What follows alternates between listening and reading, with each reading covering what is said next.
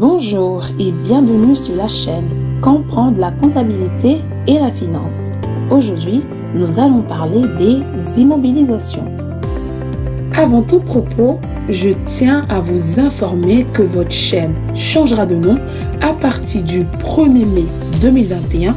Elle portera le nom de Compta TV. Alors, qu'est-ce qu'une immobilisation? Une immobilisation, c'est un élément du patrimoine de l'entreprise, indispensable à l'exercice de son activité et qui est destiné à rester durablement dans l'entreprise. Cette immobilisation a 3 caractères. Premier caractère, un actif identifiable et contrôlé, c'est-à-dire un droit protégé, un droit de propriété et un droit de créance. Deuxième caractère, cet actif doit générer des avantages économiques futurs. Et enfin, cet actif est immobilisé. Nous allons maintenant procéder à la distinction entre des immobilisations et des charges. Selon vous, comment pouvons-nous faire une distinction entre une immobilisation et une charge? Eh bien, c'est très simple. Une charge, c'est une dépense immédiate ou bien différée qui a pour effet de réduire le patrimoine d'une entreprise. Tandis que l'immobilisation, c'est une dépense qui a pour contrepartie l'entrée d'une immobilisation dans le patrimoine de l'entreprise. Un autre point important, les biens d'une valeur inférieure à 500 € sont considérés comme des charges, pas des dispositions fiscales. Parlons maintenant des catégories comptables d'immobilisation qui existent. Dans le système comptable ou dans la comptabilité, nous pouvons distinguer 3 catégories d'immobilisation. Première catégorie, les immobilisations incorporelles. Ce sont ici des éléments du patrimoine sur lesquels s'exerce un droit de propriété. Deuxième catégorie, les immobilisations corporelles. Ici, c'est tout bien ayant une existence physique. Et enfin, la troisième catégorie, les immobilisations financières. Ce sont des titres qui sont détenus pour plus d'1 an. Ici, nous nous retrouvons dans une situation avec une volonté de possession durable.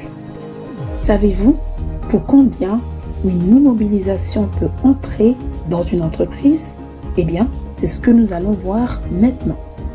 Ce qui nous amène à étudier l'acquisition des immobilisations incorporelles et corporelles. La valeur d'entrée est faite au coût d'acquisition. C'est le prix d'achat hors taxe qui correspond au net financier et qui est majoré par des frais accessoires hors taxe. Ces frais ici peuvent correspondre aux droits de douane, aux frais de transport, aux frais de montage, aux frais d'installation et autres. Il existe aussi des frais qui sont liés à l'opération d'achat, mais sans rapport avec la mise en état d'utilisation. Ces derniers peuvent, sur option, être rattachés à la valeur d'entrée. Nous pouvons parler ici des honoraires ou commissions, des notaires et intermédiaires, des charges financières et aussi des droits d'enregistrement. Passons maintenant au traitement comptable.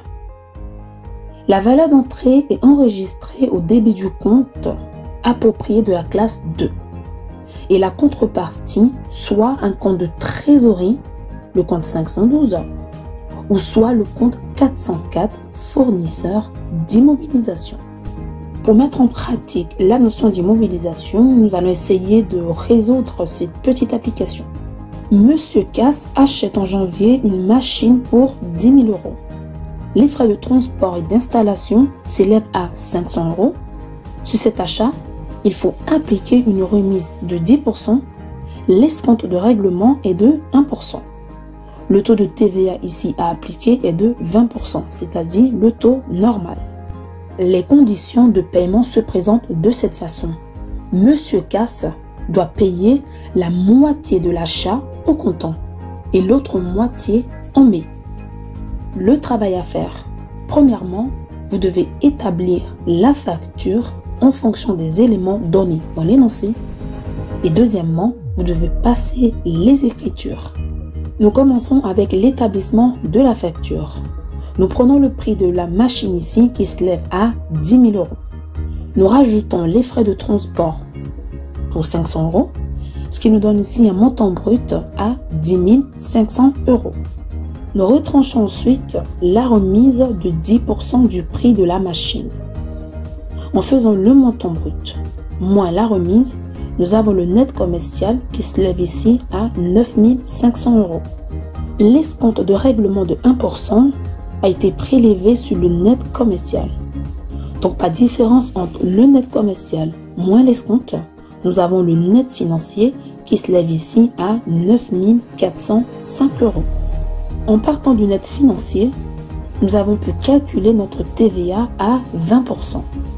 Par addition entre le net financier plus la TVA, nous avons ici le net à payer par Monsieur Casse qui se lève à 11 286 €.